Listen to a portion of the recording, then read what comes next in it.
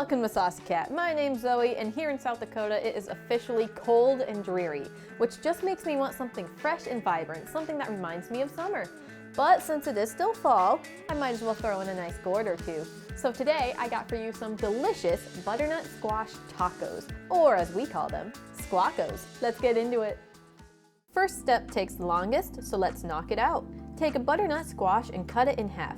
Empty out the gutsy bits and peel that bad boy down. Then chop it into bite-sized cubes. Chuck it all into a bowl and throw in some cumin, chili powder, salt and pepper, and a good drizzle of olive oil. Give it a good shake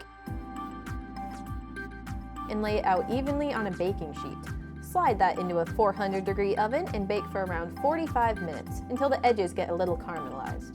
While that's baking, I like to give these SQUACOS a much-needed crunch by shredding up some carrots and cabbage.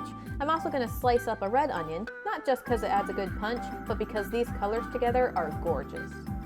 Now what really completes this flavor profile is a zesty lime dressing.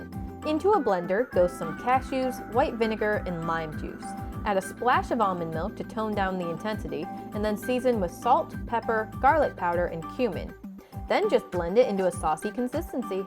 Take our beautiful butternut squash out of the oven, grab some tortilla shells, and let's plate this dish.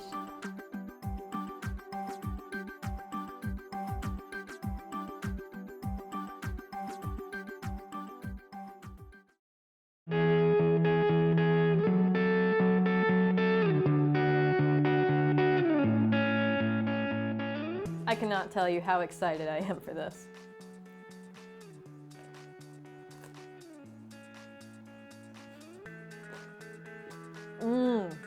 I can't get over how well everything works together in this. From the sauce to the veggies, everything is just so uplifting and happy and crisp. They're just meant to be together.